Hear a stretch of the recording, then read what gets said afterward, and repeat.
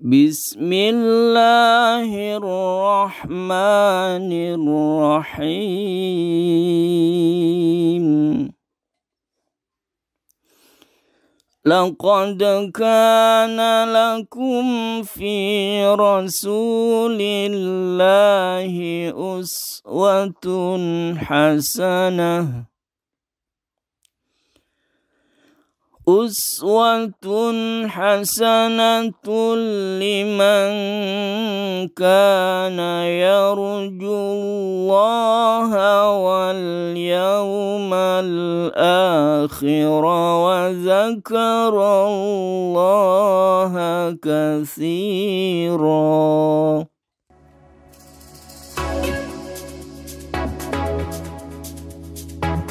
Kota terpenting dan terkenal di antara kota-kota di Jazirah Arab adalah kota Makkah. Hal ini dikarenakan kota Makkah dilalui jalur perdagangan yang ramai, yang menghubungkan Yaman di selatan dan Syria di utara. Ka'bah yang berada di tengah kota Makkah merupakan pusat keagamaan Arab. Kondisi masyarakat Arab sebelum Islam dikenal dengan istilah jahiliyah. Masyarakat Arab jahiliyah berarti masyarakat yang masih berada dalam kebodohan. Kebodohan tersebut adalah kebodohan dalam bidang moral, bidang norma, etika, hukum, dan bidang agama. Masyarakat Arab jahiliyah memiliki kebiasaan buruk, di antaranya minum minuman keras, berjudi, dan membunuh. Lebih dari itu, mereka beranggapan bahwa minum minuman keras, berjudi, mencuri, merampok, berzina, dan membunuh bukan merupakan perbuatan salah. Hal ini merupakan bentuk kejahiliahan di bidang norma, etika, dan bidang hukum. Namun, ada beberapa kebiasaan dan budaya yang positif pada masyarakat Arab jahiliyah. Di antaranya memiliki keberanian, semangat juang yang tinggi, suka menghormati tamu, dan maju dalam bidang perdagangan. Sumber ekonomi dan penghasilan utama orang Arab adalah perdagangan dan bisnis. Orang-orang Arab jahiliyah sangat terkenal dengan kepiawaiannya dalam berdagang dan berbisnis. Ketika menginjak usia 40 tahun, Nabi Muhammad lebih banyak mengerjakan tahannus atau menyendiri daripada waktu-waktu sebelumnya. Pada malam 17 Ramadan atau bertepatan 6 Agustus 610 Masehi, ketika beliau bertahannus di Gua Hiro, datanglah malaikat Jibril menemuinya untuk menurunkan wahyu pertama, yakni surat Al-Alaq ayat 1 sampai dengan 5. Gua Hiro terletak di Jabal Nur, yang terletak kira-kira 2 atau 3 mil sebelah utara kota Makkah. Turunnya wahyu pertama berarti menandai bahwa Nabi Muhammad secara resmi diangkat oleh Allah menjadi nabi dan rasul. Setelah menerima wahyu yang pertama, Rasulullah tidak langsung berdakwah menyampaikan risalah Allah. Namun, Rasulullah menunggu turunnya wahyu kedua. Dikala menunggu turunnya wahyu kedua, kembali Rasulullah diliputi perasaan cemas, khawatir, dan was-was jika wahyu itu akan terputus. Bahkan, beliau hampir saja putus asa. Akan tetapi, Rasulullah tetap bertahannus sebagaimana biasa di Gua Hiro. Kemudian, setelah beberapa lama, turunlah wahyu yang kedua, yakni surat Al-Mudaththir ayat 1 sampai dengan 7. Dengan turunnya wahyu yang kedua ini, beliau memulai berdakwah menyiarkan agama Islam. Adapun substansi dakwah Rasulullah di Mekah adalah sebagai berikut. Pertama, mengajarkan tauhid kepada Allah. Yang kedua, memperbaiki akhlak masyarakat Mekah.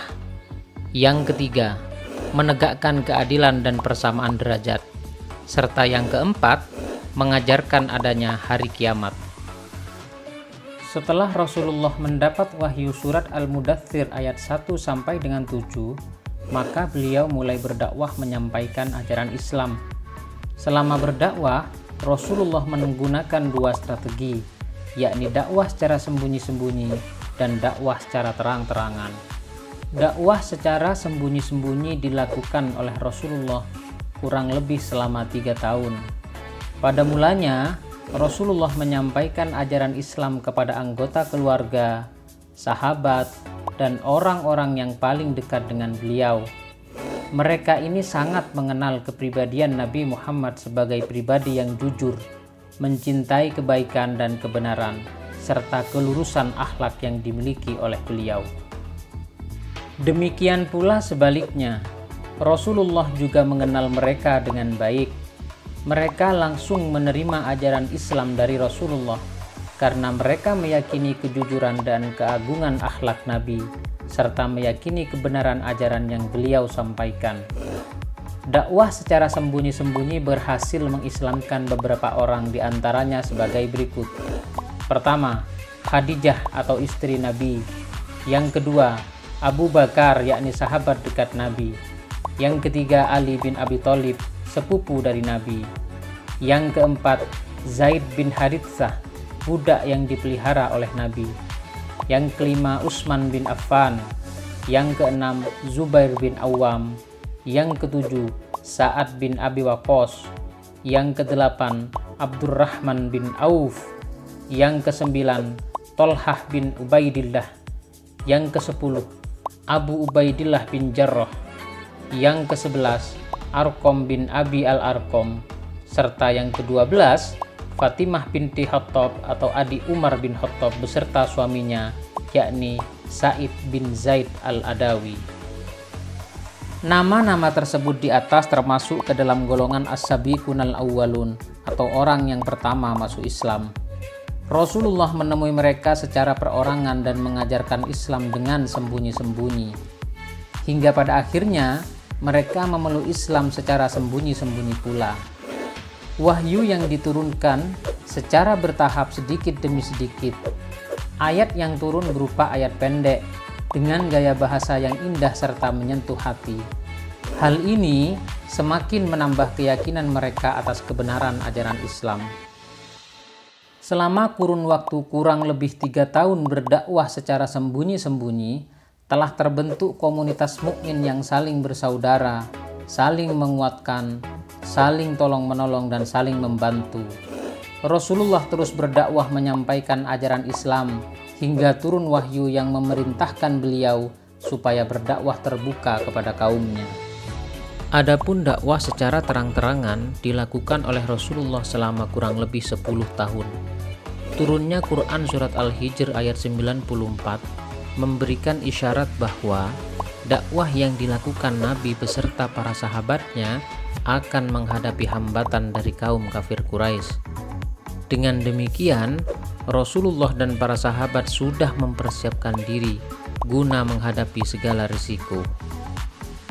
Setelah turun ayat Quran Surat Al-Hijr ayat 94, Rasulullah mengundang tokoh-tokoh penting dari kafir Quraisy. Mereka hadir memenuhi undangan tersebut dan terjadi dialog antara Nabi dengan mereka. Rasulullah menyampaikan ajaran Islam yang mulia kepada mereka.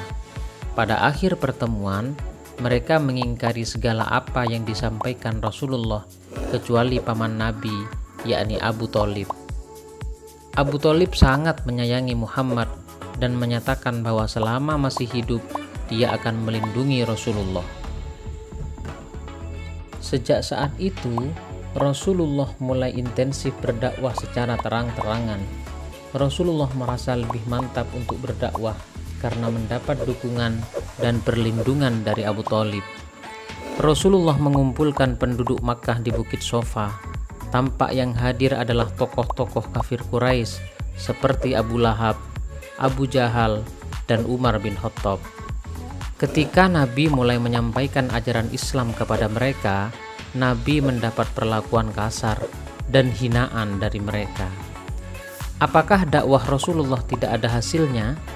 Dakwah tersebut tetap ada hasilnya, yakni beberapa orang dari golongan lemah seperti budak dan orang-orang miskin menjadi pemeluk Islam.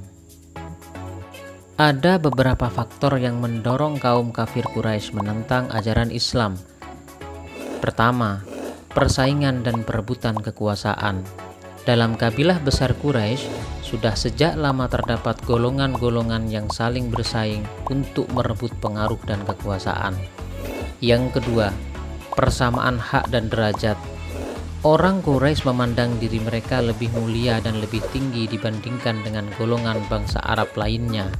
Sedangkan agama Islam memandang semua manusia itu memiliki hak dan derajat yang sama di hadapan Allah.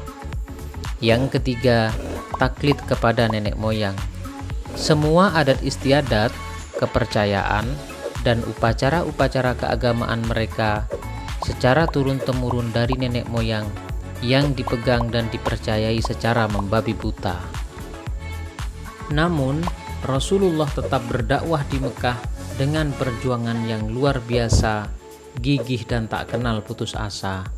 Meskipun menghadapi hambatan, penganiayaan dan penyiksaan dari kaum kafir Quraisy, Rasulullah tetap sabar dan tabah menghadapinya. Berikut adalah penyebab keberhasilan perjuangan dakwah Rasulullah di Mekah. Pertama, berakhlak mulia. Rasulullah selalu berakhlak mulia dalam berdakwah, sebagaimana yang telah beliau lakukan dengan sifat-sifatnya, yakni siddiq, tabligh, amanah, dan fatonah.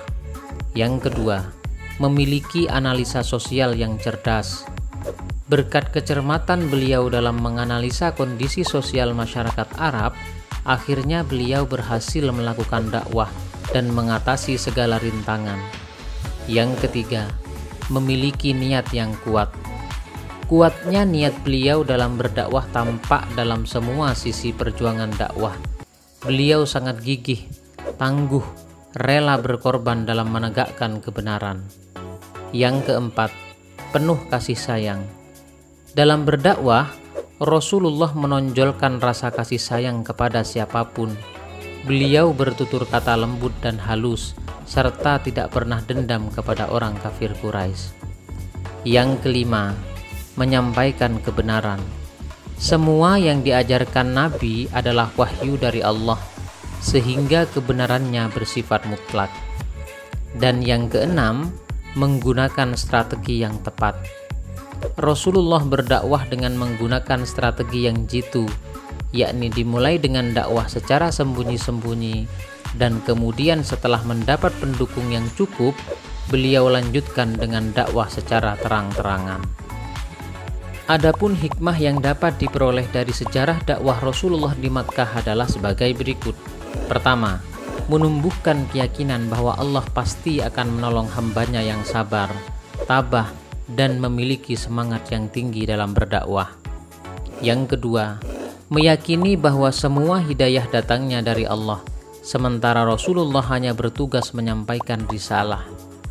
Yang ketiga, Islam mengajarkan persamaan hak dan derajat bagi semua manusia. Setiap orang memiliki kedudukan yang sama di sisi Allah. Dan yang keempat, setiap perjuangan dakwah membutuhkan pengorbanan. Rasulullah dan para sahabat telah mengorbankan harta benda dan jiwa untuk menegakkan ajaran Islam.